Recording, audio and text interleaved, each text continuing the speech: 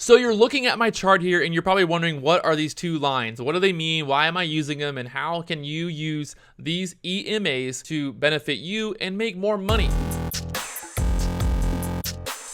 So right off the bat, we're taking a look here. I'm talking about the EMAs. Those are the exponential moving averages and what those are for, why they're here, and I'm going to explain what it's all about and why you should be using these, and also some of the reasons you should not just trade basically off of the EMAs. And we'll kind of break it down and look at this chart here on TTPH. So you have the SMA, which is the simple moving average. Then you have the EMA, which is an exponential moving average. The simple average is a little bit slow. The exponentially weighted moving average is going to react faster to price changes. So when I'm trading, I want the fastest reaction. Obviously, I want to see what's going on right now, and I want to wait for it. And the biggest thing you gotta remember though, these are lagging factors. The EMAs, the SMAs, these indicators are not going to tell you exactly where a stock is going, but it might give you an idea of where it might bounce or where there might be some support at. Also, you gotta think about all the other traders out there are using these similar indicators. They're also looking at the moving averages and they're making their trades, they're getting their ideas from what's going on the chart, and that's kind of what we're all looking at. So we're all trading the same charts. Remember that. Everybody's trading the same chart basically. Some people have a lot more lines on there. Some people are using different indicators or using all kinds of different crazy formulas and things, but we're all looking at the same chart in the idea that we're looking at the same candles going up, down. There's no real secret when it comes down to it.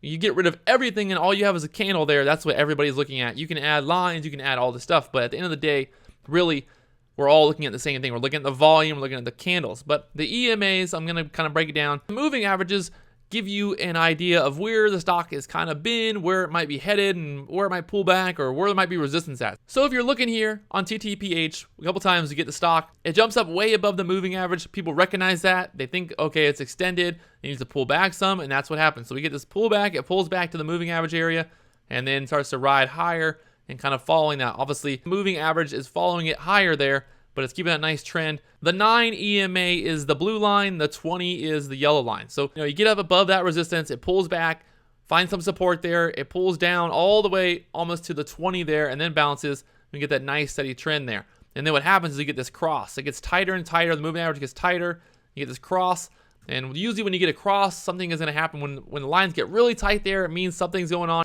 You got a fight going on there, and you'll see what happens. Here we get this cross. It gets really close, but it doesn't cross. So keep this trend going higher. And then right here, we get this cross and we get this drop. That's kind of one of the strategies people use. They look at the intersections where those are changing, where the cross is. Here had this big sell-off, had a cross there. The 9 and the 20 crossed, and it just came lower, lower, lower, and moved down here all the way to 740. Same thing here, had this big spike, it crossed, got this move higher, did not cross again until we got here when it sold off. So had that move higher, the trend's moving higher, EMA following that trend higher. It's bouncing off the 20 a couple times, bouncing off the 9 repeatedly, and moving higher. You do not want to just base your trades off of that idea that I'm going to look to buy here at the EMA, I'm going to look to do this at the EMA. You need to just understand that it's there, you're using it as an indicator, but we're not just trading basically off that. The biggest thing really for me is trading off level 2, trading off time and sales, but overall, I'm kind of keeping an eye. A lot of times if I go short on a stock, let's say I go short here at 860. I'm looking to see, okay, it might pull back. Where is it going to pull back to? I might look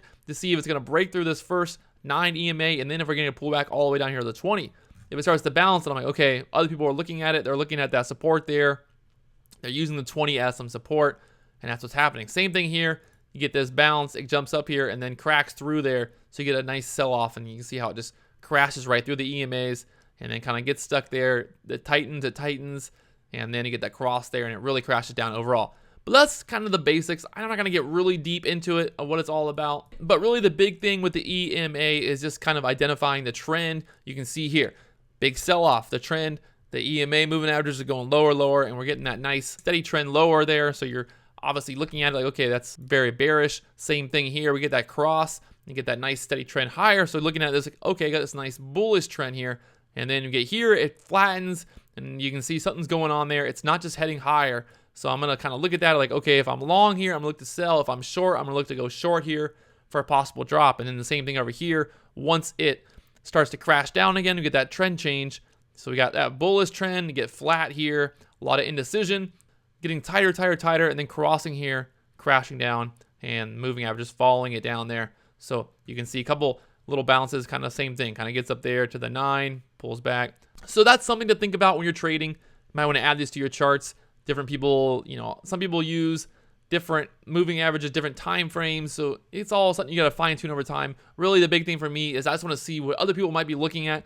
If I'm short here and I'm looking for a crash, where are buyers going to be? If people are going to be buying the stock that I'm shorting, if the support is going to build, where would that support maybe build at? So if I'm, like I said earlier, if I'm short and I see the moving average is 20, 30 cents lower, I'm going to look to take profit there at that moving average because I'm thinking that a lot of other traders are sitting there waiting for that pullback so they can get in there on that dip. So that's kind of the thing to be looking at. I want to kind of have an idea of what other traders are looking at.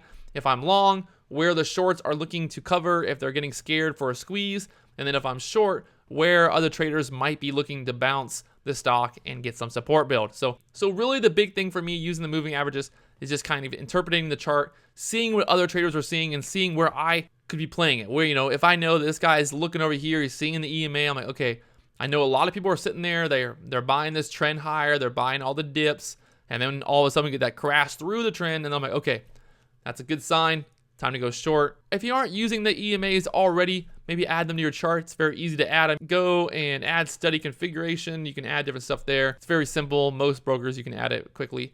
And it's the EMA. I'm using the 9 EMA and I'm using the 20 EMA. So hopefully this helps you guys and gives you an idea of why I use the EMA to day trade.